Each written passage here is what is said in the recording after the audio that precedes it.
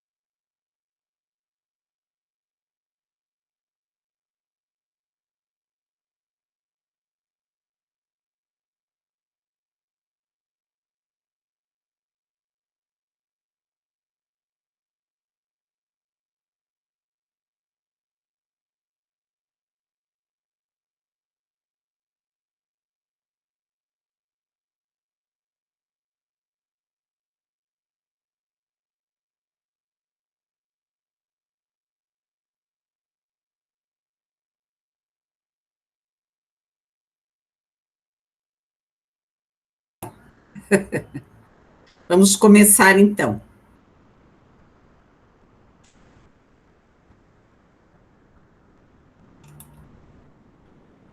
Deixa eu abrir a aula lá.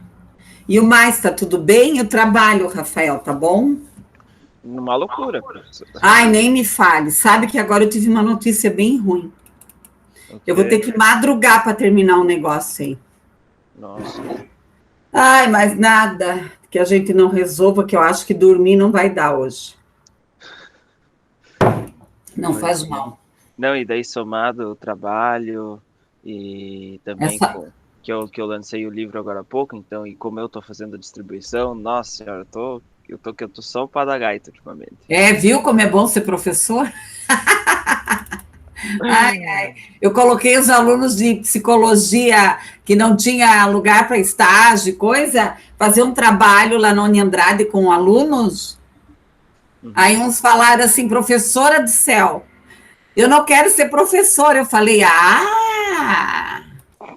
todos vocês tinham que dar aula, né? Pelo menos um dia. Nossa, mas eu gosto bastante de dar aula, mas cansa demais. Não, mas é o estresse, né? Eu também, eu amo o que eu faço, tá louco? Eu acho que eu nem sei fazer outra coisa. Então, eu coloquei o artigo lá sobre positivismo, fenomenologia e o materialismo histórico dialético, uma síntese das três correntes metodológicas, tá? Então, isso aí para vocês lerem. Eu postei tudo novamente lá no AVA para vocês não se perderem. Aqui as contribuições, tá? As contribuições. Opa! Mas tinha que dar. Por que ele não quer aceitar? Então, as contribuições, vamos ver se ele vai permitir. Esse outro artigo aqui, não, ele não deixou. Esse outro é as contribuições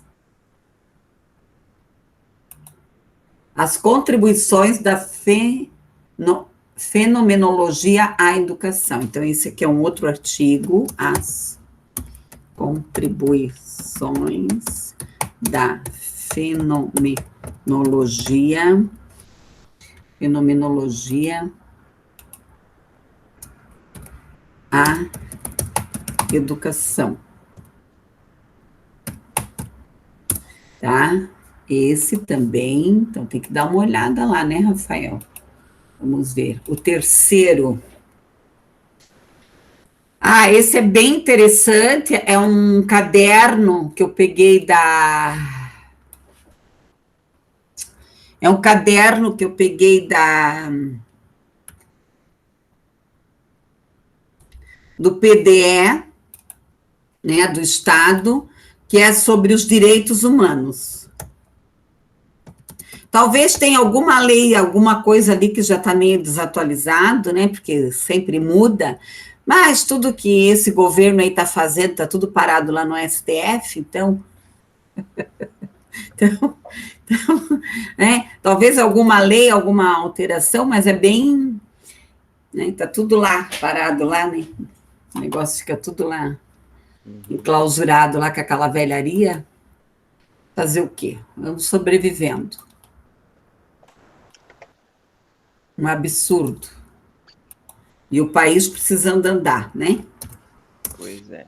Aqui, ó, a contribuição da filosofia na prática pedagógica e na formação da opinião pública crítica no contexto escolar. Muito bom esse artigo, porque ele vem fazer uma crítica em relação à filosofia, né? Ele não adoça a filosofia, né? Bem bom esse.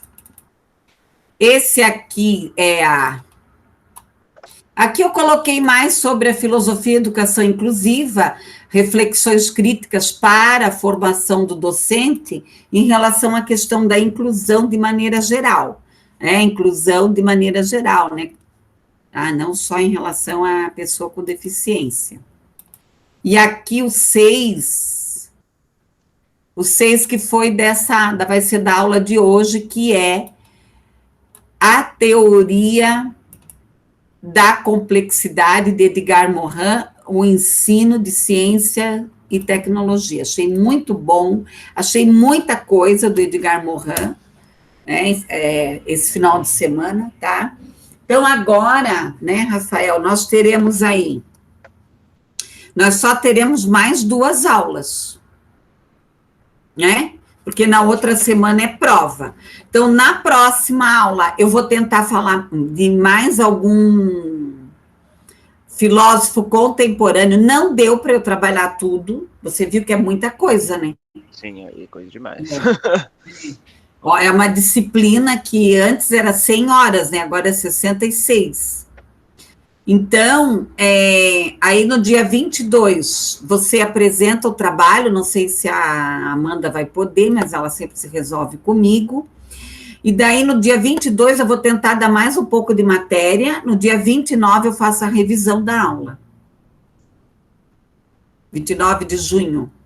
É dia 21, né, prof? Eu tô olhando a terça. Que pressa aí de acabar a semana. Não, eu tô apavorada, eu li um negócio ali que eu tô ferrada, eu tô com um monte de coisa atrasada. Então dia 14 é hoje, né? Então, dia 21 você apresenta o trabalho, dou mais aula, e dia 28 eu faço a revisão, ok? E daí na outra semana é a prova. Será que a prova começa na segunda? Deixa eu olhar o calendário, eu acho que não é, daí nós temos mais uma aula. Então, dá para salvar mais alguma coisa que eu não trabalhei. Eu imagino que deva começar na quarta-feira, porque é o que geralmente... Deixa eu ver a data da prova. Junho, maio... É julho.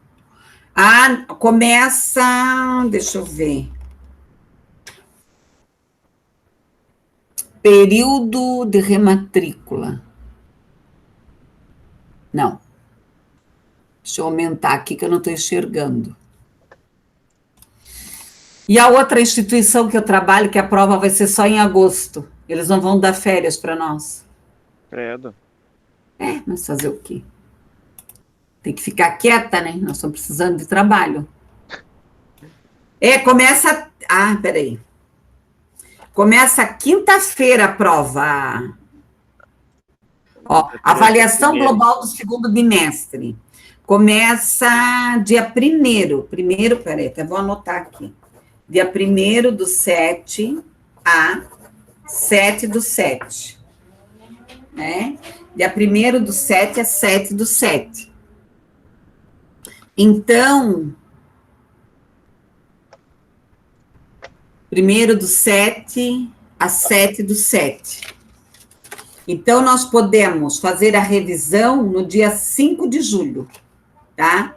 Então, tem a apresentação e a aula, dia 28 eu passo mais conteúdo, e dia 5 de julho eu faço a revisão, tá bom? Ok.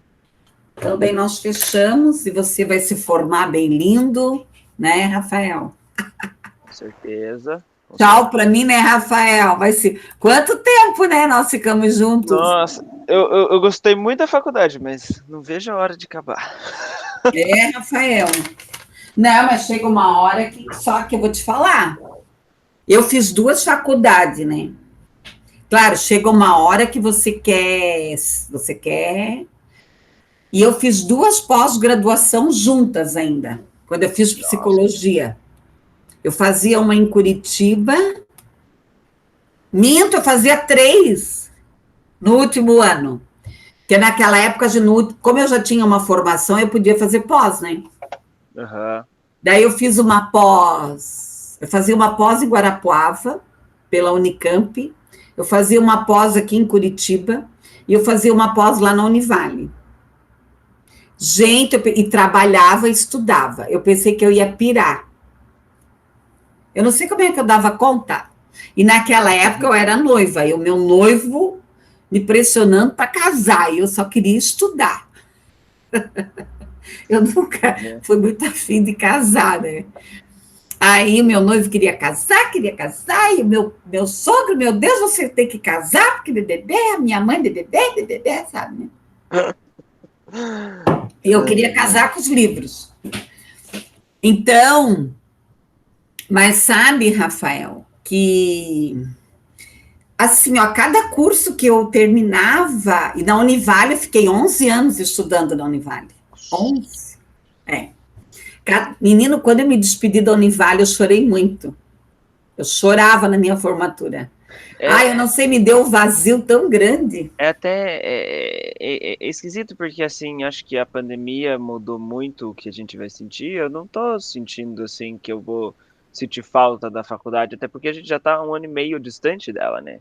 É. Então, acho que se a gente estivesse fazendo as aulas presenciais, ia ter uma certa nostalgia e tudo mais, mas hoje eu não posso dizer que eu vou ficar assim, nossa, Uhum. saudades.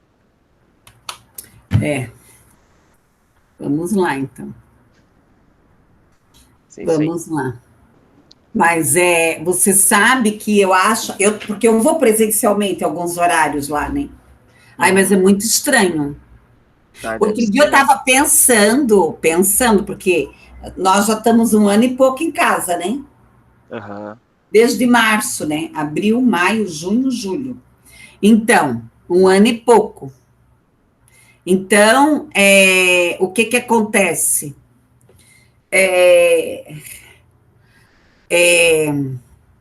O que acontece? Esse 1 ano e pouco em casa, o que eu percebi, assim, que... Como é que eu vou te dizer? Que tá meio estranho voltar para a sala de aula de novo. Eu não sei, né? Não tá estranho? Eu até tô acostumado com isso, porque lá na escola a gente tá tendo aula presencial desde setembro. Uhum. Então, eu tô... E daí os alunos nem usam perdi máscara e distanciamento? todo mundo distante, todo mundo de máscara 100% do tempo. Tem que medir a temperatura de todo mundo na hora que chega. Assim, é bem rigoroso. E eu sou bem rigoroso, assim, sempre janela aberta, não importa o frio que tiver. Igual eu aqui em casa. Sabe? Então. Eu durmo com a janela aberta, sabia? Um pouco. Mas aqui em casa não entra ninguém, só entra eu e a moça que vem me ajudar a cada 15 dias. Mas eu deixo a janela da lavanderia aberta, do quarto, e daqui que eu uso. Enquanto ela estiver junto com você aí, é bom deixar tudo aberto. Se não tiver ninguém junto, não precisa. Mas como eu vou para a rua, né, Rafael? Eu abro. Sim, entendi. E assim, ó, lá e tá muito complicado, né? A gente não sabe mais, ninguém entende mais esse troço, né? Pois é. Não, eu estava lendo que quem tomou a vacina, que daqui a 2 anos vai morrer. Não, isso aí é besteira. É um cara, um louco. E eu fui ver, ele é desse negócio da Organização Mundial da Saúde, um cientista bem louco. Diz que daqui a 2 anos quem tomou a vacina vai morrer. Eu falei, bom, então eu vou fazer tudo o que eu tiver que fazer, né? Provavelmente vai ter gente que vai morrer mesmo. Mas... e tá morrendo, né? Não vai ser todo mundo, né? Senão... Ai, mas vamos lá, então.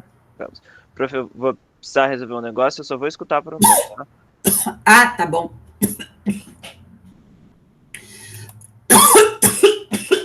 Ai. Deus, onde é que vai compartilhar?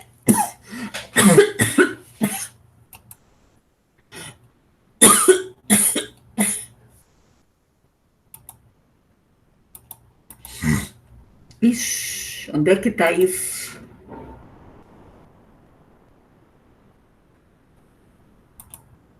Tá aqui, tá aberto, ó.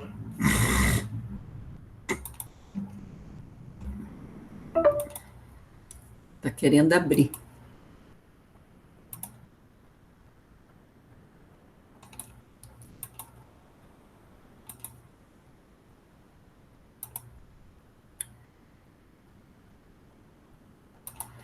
Ai, Rafael, tá dando erro aqui, só um pouquinho.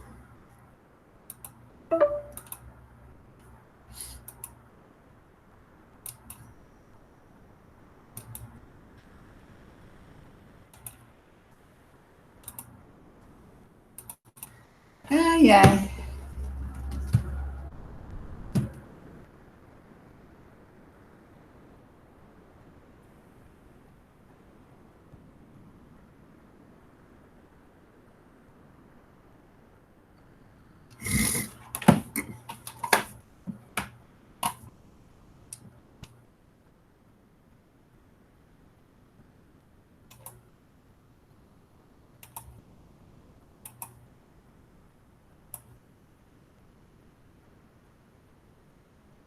O Rafael não tá permitindo?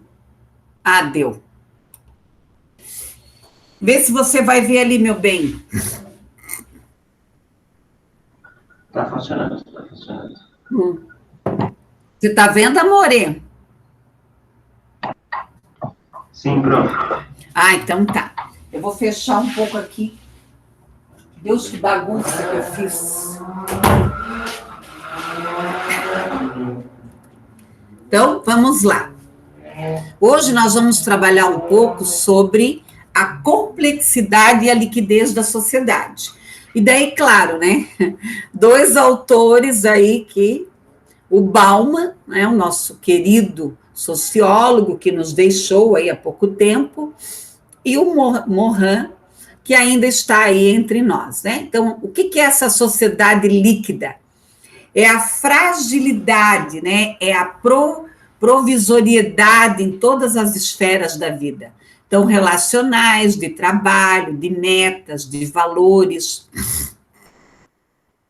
A questão do individualismo, a indiferença ao outro, os muros sociais, a superficialidade, a provisoriedade nas relações. Então, Bauman traz essa discussão.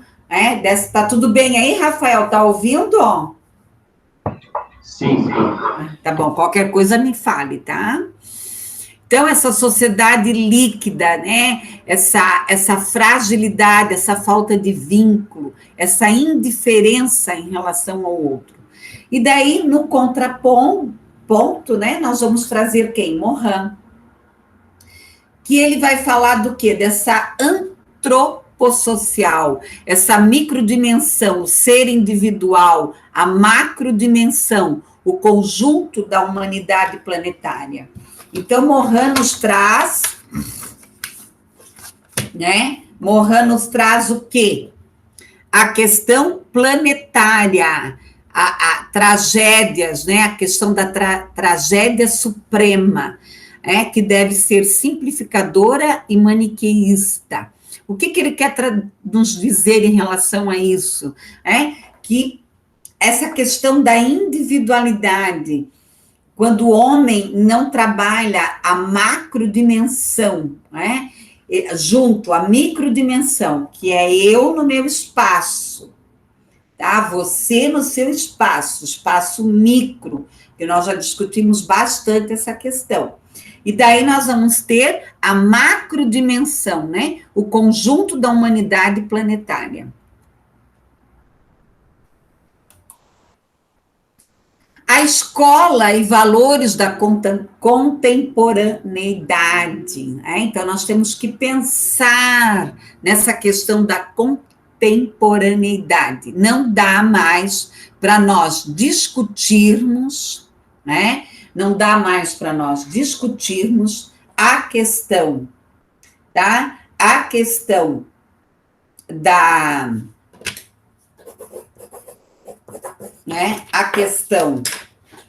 Não dá mais para nós discutirmos a questão do... eu diria... da educação tradicional hoje. Né? O mundo mudou, esse estudante mudou. Então, nós vamos ter aqui a diversidade de posições, de valores morais, colocados de maneira pessoal pelos professores. Faltam diretrizes escolares que unifiquem um sentido mais amplo para a educação plena. A questão de diferentes posições entre professores sobre educação moral, responsabilidade da família ou da escola, o ensino transmissivo de moral, a questão de experiências isoladas, falta coerência entre o que se diz e o que se faz na escola, injustiças frequentes, arbitrariedades, violência, bullying, pouca importância dada às questões morais ou de valores. Então, realmente, a escola, a educação, ela está vivendo o quê? Uma crise. Uma crise se instala dentro da sociedade devido à própria transformação da sociedade. Então, a questão da diversidade, a questão de diretrizes, de posições, né? A questão moral, a coerência, a importância, tudo pode, tudo pode. O papel da escola no lugar coletivo, diverso e plural. Então, nós precisamos garantir o quê? Um ambiente de sensibilidade moral. Não dá para fugir da moral, colegas. Não existe um mundo tudo pode. Garantir os espaços de conhecimento, de reflexão, a convivência social, política, suas implicações morais, éticas, os espaços de participação, de responsabilidade na escola e na vida. O Estado laico significa um país ou nação com uma posição neutra no campo religioso. Então, o Brasil, ele é um país laico. Mas, claro, as pessoas são livres. Quem está no poder é livre, qualquer um é livre. Não é porque alguém está no poder, não vai deixar de falar, ou eu, a gente se posiciona, cada um tem sua crença aí. Também conhecido como Estado secular, tem o princípio da imparcialidade nos assuntos religiosos, não apoiando nenhum tipo de discriminação religiosa. E tem países que são totalmente radicais, ou você adora um único Deus, Então, se nós pensarmos sobre isso, tá? Se nós pensarmos sobre isso, não tem o que discutir aqui. A legislação, a lei de diretrizes e bases da educação. Nós vamos ter o artigo 9.394, 20 de dezembro de 96, passa a vigorar o quê? O ensino religioso de matrícula facultativa, integrante da formação básica do cidadão, e constitui aqui a disciplina dos horários normais das escolas públicas de ensino fundamental, assegurado o respeito à diversidade cultural, religiosa do Brasil, vedadas aqui a quaisquer formas de proselitismo. Tá? Então, esse aqui é o artigo lá da Lei de Diretrizes e Bases, que é o documento oficial, claro que ela já veio sofrendo alterações aí, né, todos os anos, né, sempre tem alguma alteração, mas esse artigo está lá.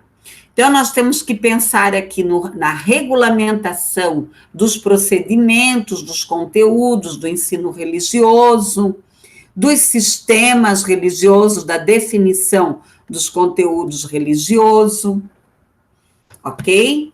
Aqui no ensino religioso, nas escolas, nós temos que ter o que aqui? Nós temos que ter aqui a questão de evangelizar ou procurar o quê? Seguidores, tá? Então, tem que cuidar. As escolas, né? Existem escolas que trabalham aqui com as respectivas doutrinas, tá?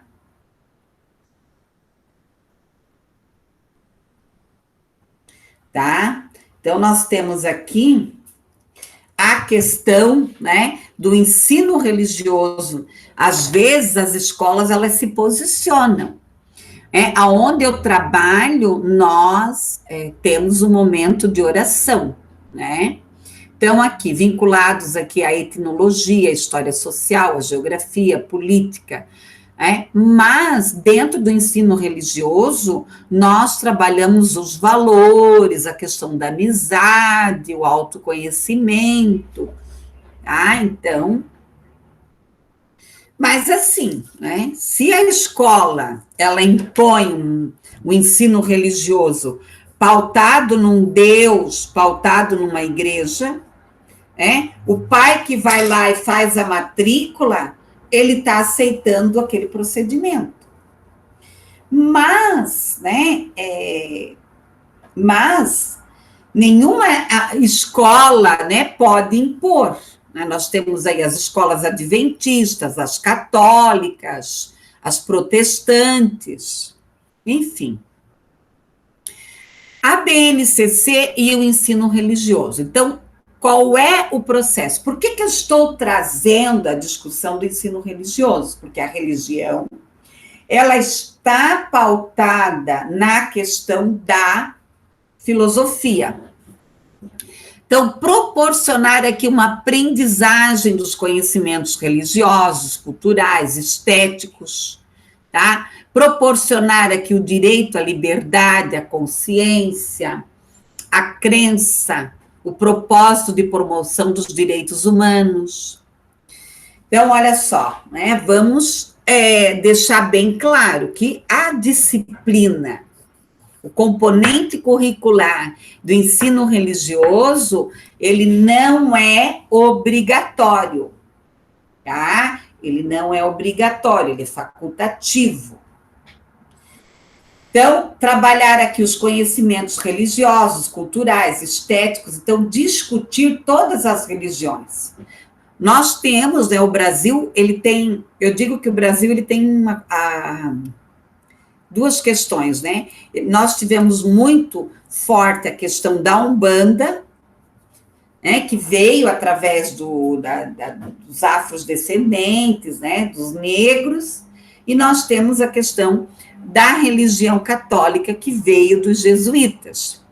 E daí nós temos o quê? Uma coisa bem forte, as crenças, né, a religião indígena. Então, é muita coisa num lugar só, né, pessoal? Proporcionar aqui conhecimento sobre o direito da liberdade, da consciência, da crença, desenvolver competências, habilidades, perspectivas religiosas, a liberdade de concepções, de pluralismo, de ideias, de acordo com a Constituição Federal. É por isso que eu, particularmente, de Marise, quando eu escuto umas bobajadas em redes sociais, em canais de televisão, eu vou mudar isso, vou mudar aquilo. Vai lá na Constituição primeiro, meu filho. Você quer mudar o quê? Antes de você querer mudar qualquer coisa, você precisa mudar a Constituição. O que rege as leis, as portarias do nosso país é a Constituição. Quem tentou rasgar a Constituição se ferrou, né? Contribuir para os educandos uma construção de sentidos pessoais, de vida, de valores, de princípios éticos e da cidadania. Que esse estudante entenda que não dá para fazer o que quer, existem regras. As competências específicas do ensino religioso. Conhecer aqui os aspectos estruturantes das diferentes tradições, os movimentos religiosos, as filosofias de vida, os pressupostos científicos, filosóficos, estéticos e éticos. Tá? Então, gente, só trabalhar isso, né? Você vai ter que trazer o quê? A discussão da religião dentro de um contexto científico, dentro de um contexto filosófico. Que homem é esse? Que sociedade é essa? Que crença é essa? A questão estética e o ético, tá? Aí eu tenho que aqui compreender, valorizar, respeitar as manifestações religiosas. Eu, Edi Marise, eu sempre respeitei, né? Eu acho, né, que não tem umas posições aí complicadas. Tempos, espaços, territórios, cuidar de si, do outro, da coletividade, da natureza, enquanto expressão de valor e da vida, que daí aqui, o Bauman traz muito essa questão da relação, essa liquidez da relação. O que é essa liquidez da relação? Essa relação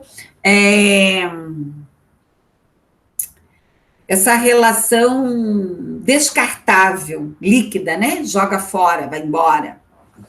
E aí o Edgar Morin traz essa questão da compreensão humana, do eu, do respeito ao meio ambiente. E o Bauman traz a discussão do consumo desenfreado, que também prejudica a questão das relações e do próprio meio ambiente. Aqui, conviver com a diversidade de crenças, pensamentos, convicções, modo de ser e viver. Analisar as relações entre as tradições religiosas, os campos da cultura, da política, da economia, da saúde, da ciência, da tecnologia e do meio ambiente. Então, assim, analisar isso. Que cultura é essa? Que política é essa? Que economia é essa? Que saúde é essa? A ciência. Às vezes nós criticamos tanto a saúde. Mas, gente, se nós compararmos o atendimento da saúde de 3, 4 anos atrás, que as pessoas morriam no pronto-socorro, sem pandemia, sem pandemia elas morriam. Então, nós temos que avaliar isso, O povo não tem memória, nós temos que começar a lembrar, a fazer uma avaliação, a própria educação. Nós não tínhamos uma escola para todos. Melhorou, a educação de campo melhorou, a educação indígena melhorou, muita coisa melhorou. Nós temos hoje, sim, uma evasão, principalmente no ensino médio.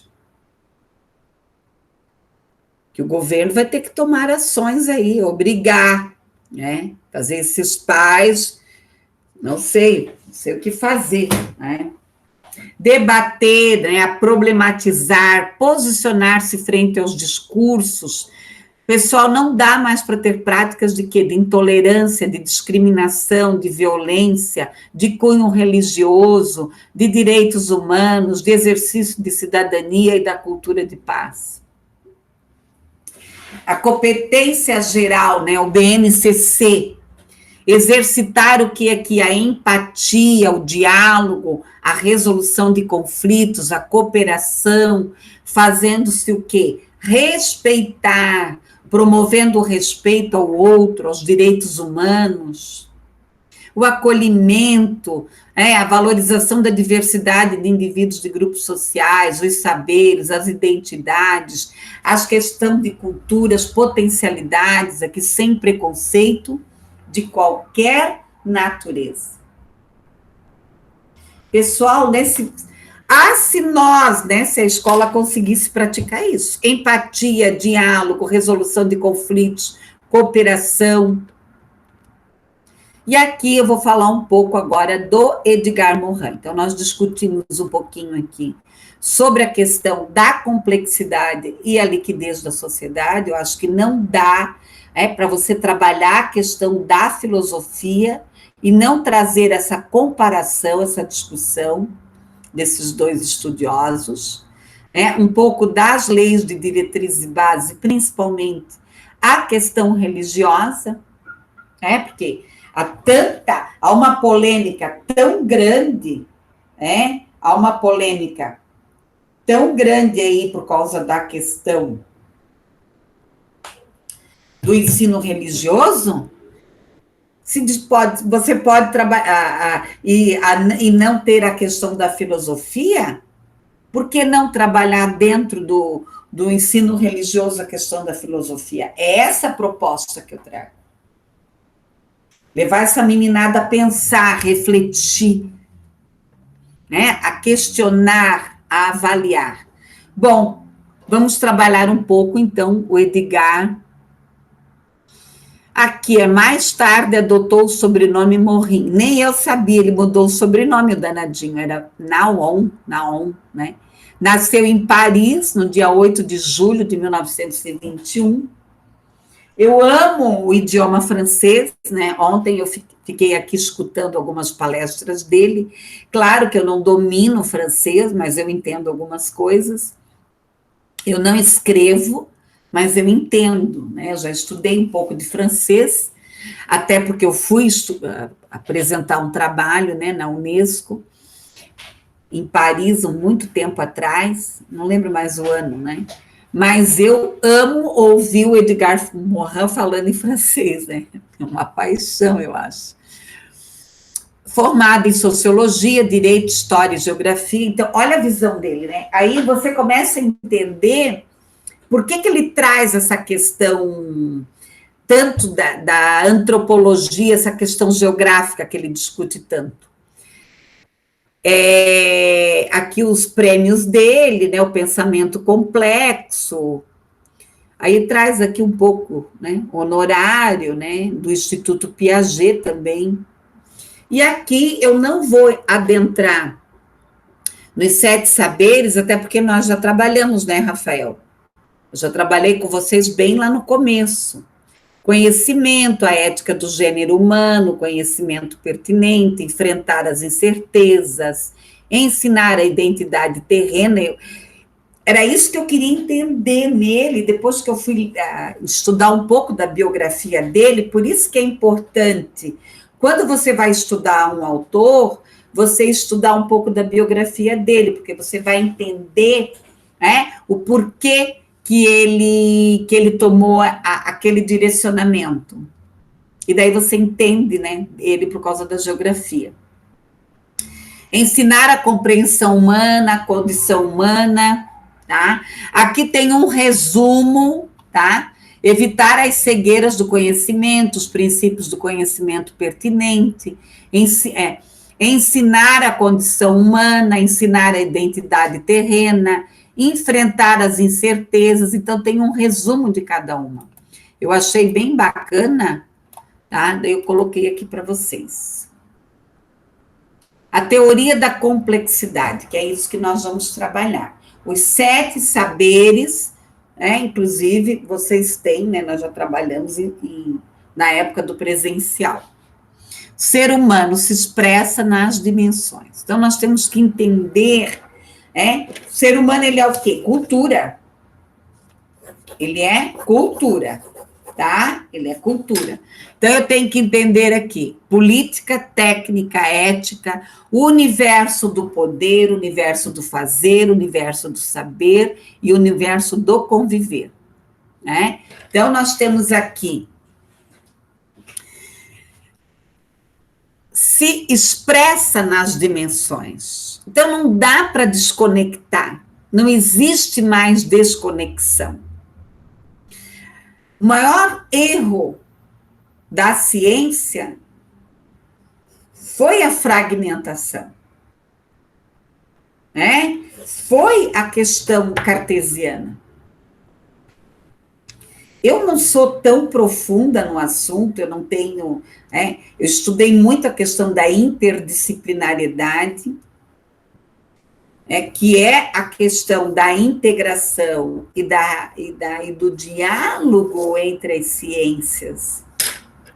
Mas eu tenho que entender o que aqui? Que não dá para separar, né? A questão política, técnica, ética, universo. Eu não quero saber de política. Eu não quero saber de ética. Eu não tenho nada a ver com isso. Você tem. Né? Se você é um ser humano, você nasceu, você tem uma identidade, você faz parte de um sistema, você faz parte de uma sociedade. Você pode negar, mas você está inserido nisso. E aqui eu acho muito interessante isso aqui que Edgar Morin nos traz, a questão da desordem, das interações, da organização e da ordem. Então, o que é a desordem? É o caos, é a inconformidade e das dúvidas. Eu não diria que nós estamos vivendo um caos, mas quase. Eu acho que nós já vivemos caos, né? Mas é quase. No mundo, no planeta. Aí nós vamos ter as interações, os choques, os encontros, os desencontros, as conexões, as reflexões. E a organização, a ideia de uma coerência interna, momentânea, o resultado das interações e do aprendizado. E aí a ordem, o resultado da organização pós-caos, o aparentemente, a conformação dos elementos. E é o ciclo. É o ciclo.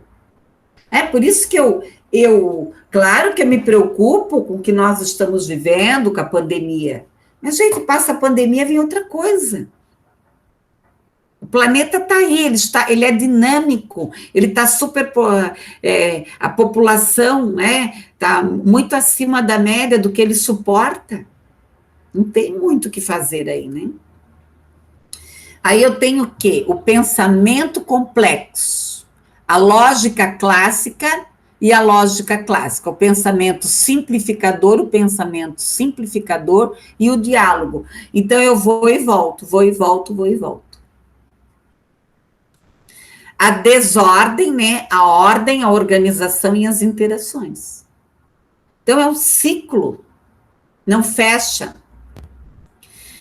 Bom, colegas, aqui nós temos um pouco do pensamento complexo. O que quer dizer esse pensamento complexo? Vem do latim. Complexeris, eu não sei falar muito bem latim, né? Aquilo que é tecido em conjunto. O que é um tecido junto?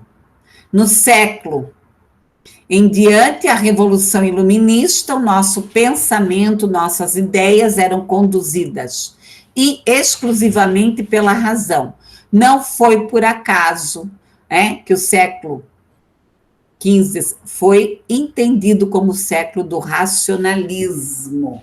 Então, aqui, lá no século, a Revolução Iluminista que trouxe o pensamento das nossas ideias.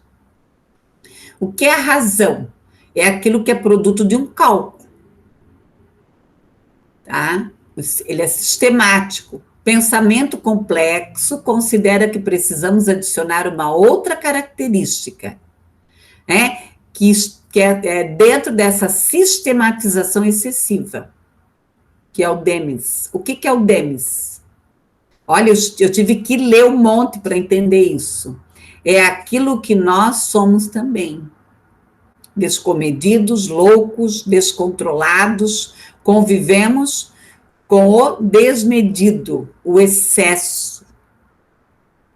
E aí, se nós pensarmos só em um item que o Edgar Morin nos coloca, que é a questão da situação planetária, o homem não teve e não tem limites em relação ao planeta.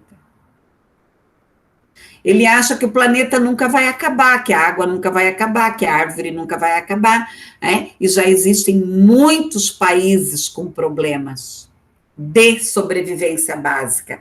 Não é nem pela falta de dinheiro, mas porque a natureza já não proporciona mais.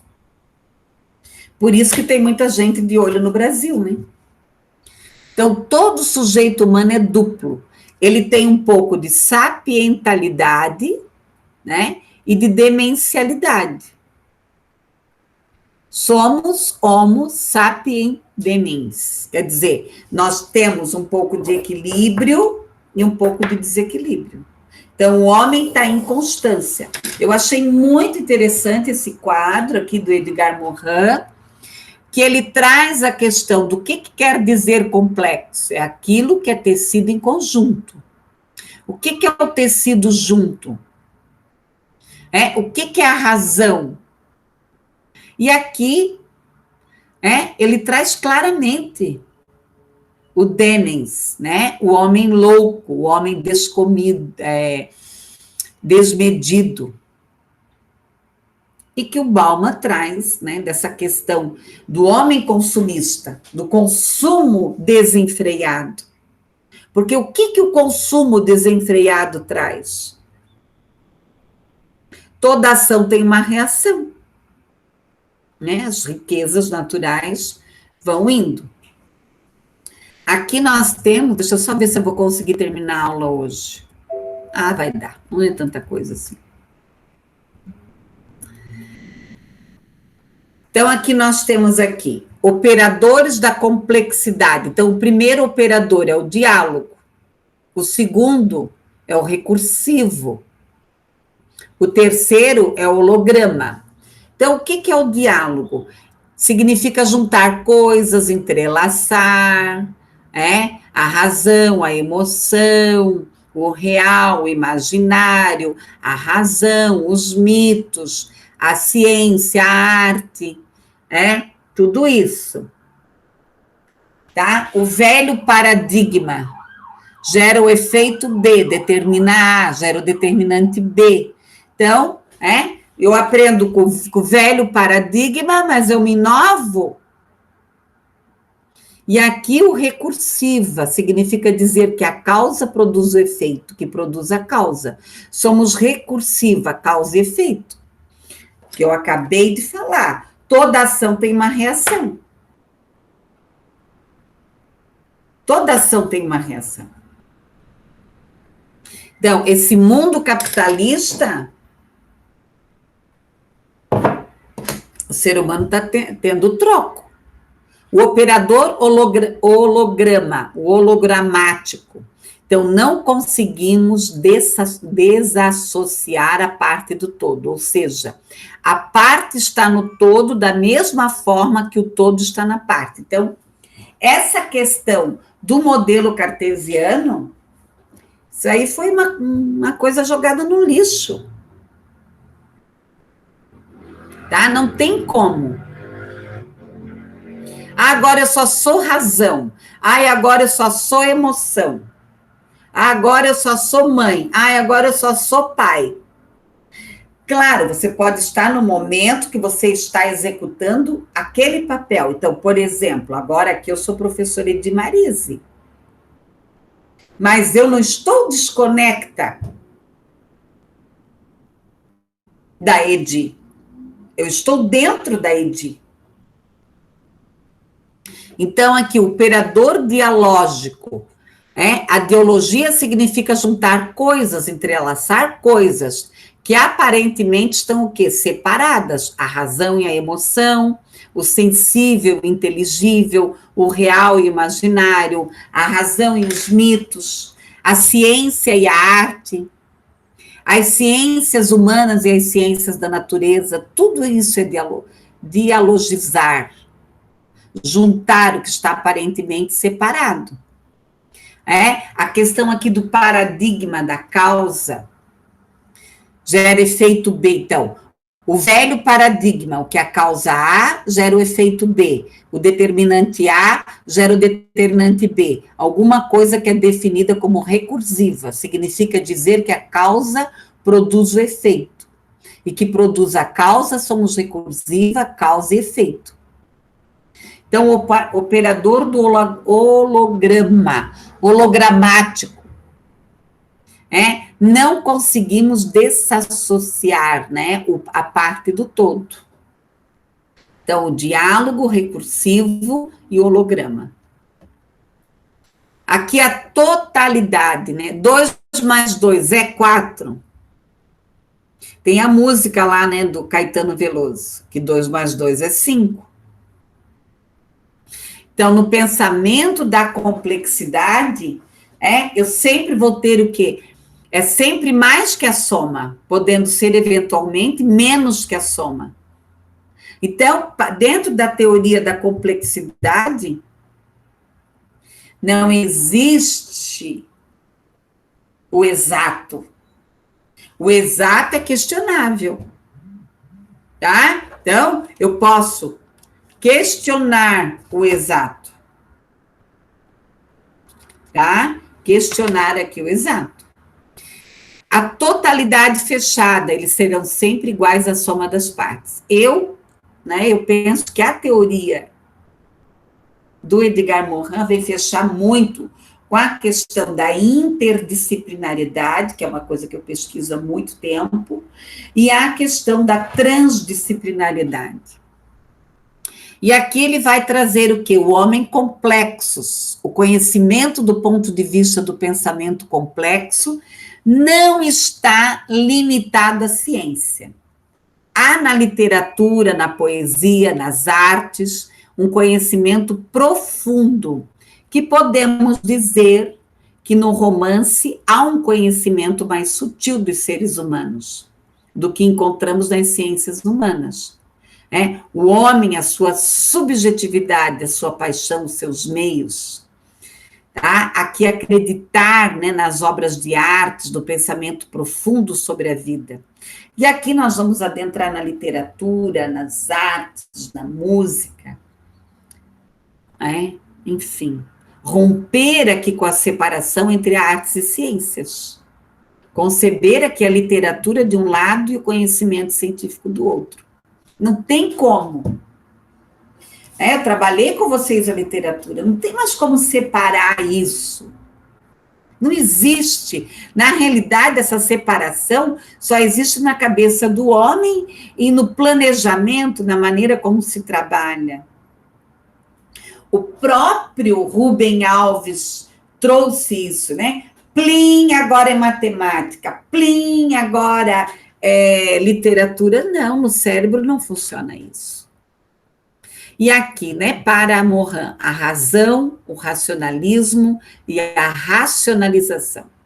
O que é a razão? É um cálculo. É um mecanismo da mente, do cérebro. Usamos a razão em todas as nossas atividades. Nós somos seres racionais. Será? O que é a racionalidade? É quando nós adequamos o quê? Os meios aos fins, a racionalidade, um esforço adequado entre os meios e os fins. A racionalidade é o pior efeito da razão. É quando a razão se fecha nela. O saber, os conjuntos, as artes, a literatura. A razão constrói um ídolo a respeito dela. A unidualidade. E nós sabemos que na prática isso não acontece. O pentagrama organizacional, né? Aqui eu trago novamente, né, o que Edgar Morin nos traz sobre o que é esse pentagrama organizacional. A desordem, a ordem.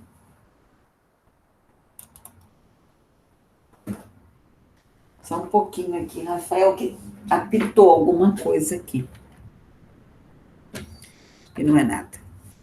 A questão aqui, né, da ordem, da desordem, da integração e da reorganização. Então, nós vamos ter aqui a regularidade, a desordem, as desavenças, as emergências, interagir. O homem está em construção, a sociedade está em construção. Nós não temos nada acabado. E aqui eu achei muito interessante a comparação do tetagrama organizacional que o Edgar Morin traz e a questão da teoria piagetiana, assimilação e acomodação. Tem relação com os conceitos propostos de Piaget em relação ao objeto de conhecimento, né?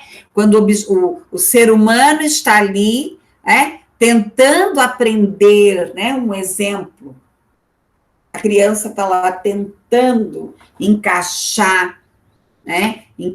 Vou pegar aqui um exemplo, né? A criança está lá tentando, né, encaixar o lápis aqui para apontar o lápis, ela está assimilando. Quando ela consegue, ela acomodou isso. Né? Ela acomodou, essa ação. E aqui nós temos, né, a desordem. Quando é que eu estou em desordem? Quando eu estou tentando aprender, quando eu estou tentando colocar minhas ideias, chegar a uma definição. Aí eu entro em ordem.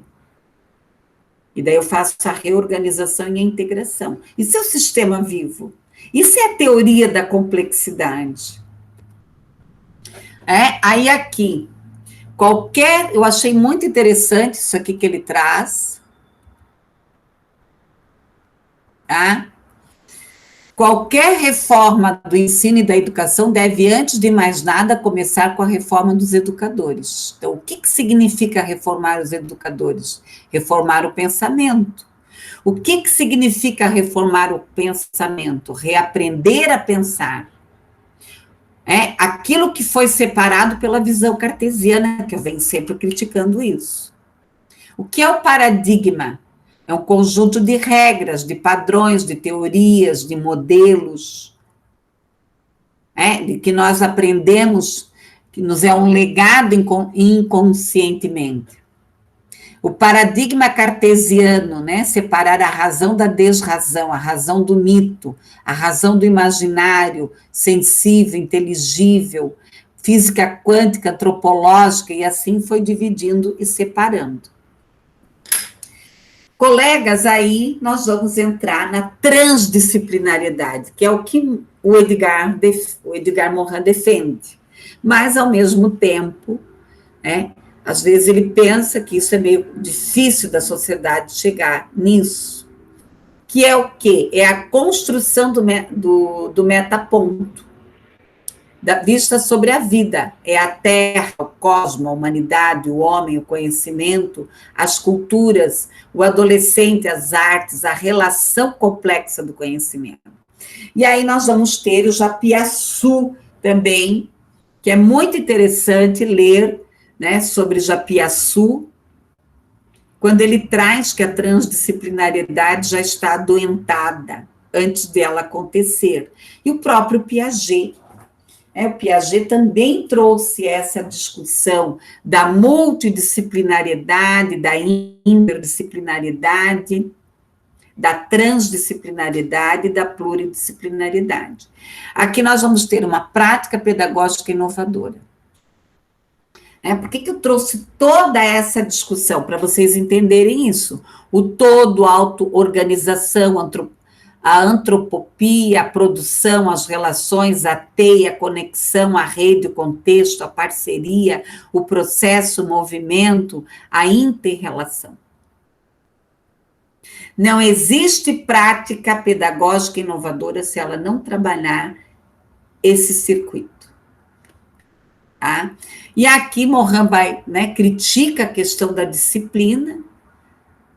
Nós temos que romper as fronteiras, trabalhar aqui, ele traz, né, a questão da interdisciplinariedade, que é a associação e a relação e o diálogo entre as áreas, a transdisciplinariedade, que é ultrapassar a fronteira da disciplina, então ela vai além da interdisciplinariedade, a multidisciplinariedade, que é só uma troca, uma cooperação, a ecodisciplinariedade, ele traz outros nomes aqui, que é o reconhecimento aqui de todos os elementos contextuais de cada disciplina.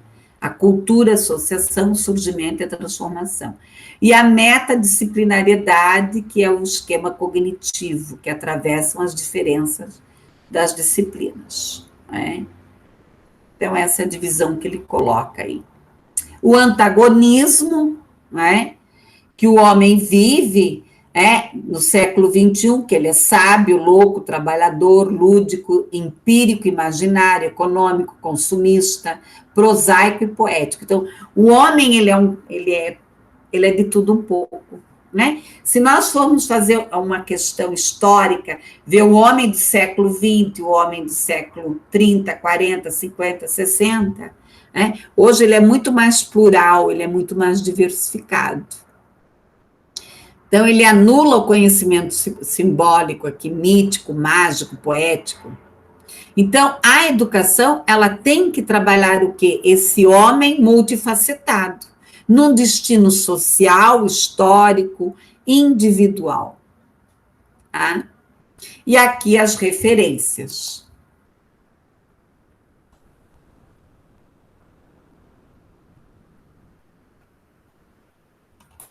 Rafael, alguma dúvida da aula? Acho que não, prof. Então, assim, para nós hoje trabalharmos a questão da escola inovadora, não dá para não trazer o Edgar Morin. Né? Uhum. Ok? Sim. Beleza. Tá bom? Eu vou parar aqui a gravação. Muito obrigada pela sua companhia. Eu que agradeço, prof. Tá bom, querido? Tudo de bom. Boa semana para você, tá, meu amor? Você também.